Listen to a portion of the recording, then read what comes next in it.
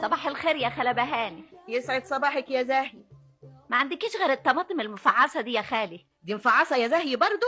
دي حمرا وزي الفل، سلامة شوفك. هي زي الفل عشان من ايديك الحلوين بس. خدي اهدوا 7 صاغ. هتشيلي الحمل ده ب7 صاغ يا زاهي؟ وده حمل برضه يا بهاني، دي المشنة ما فيهاش 5 6 طماطمات عدلين. دول بريال يا زاهي. مانيش دافعة غير باريزي، حياة النبي ما انا دافعة غيرهم. الله، انت دايما شاطرة كده. هتشطر عليك انت يا بهاني.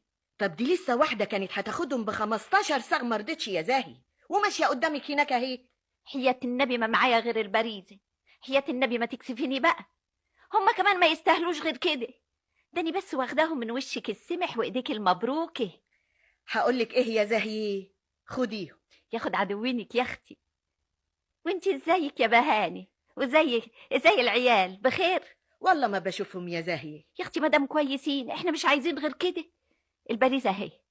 ما فلوس معاكي كتير اهي، انت مش بتقولي معكيش غير البريزة يا زاهي؟ مش بتوعي، حياة النبي ما بتوعي، حتى شايفه حطاهم على جنب اهو. امانه يا اختي. منك انتي.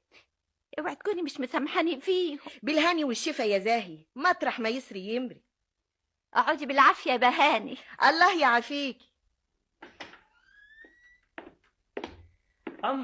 أما حاسب يا سعيد. بتعملي إيه ياما؟ قلت ابلط الحته اللي قدام عتبه الدار دي عشان يبقى شكلها حلو كده ونظيفه. خطي بس اوعى تدوس لا تبوظ التبليط.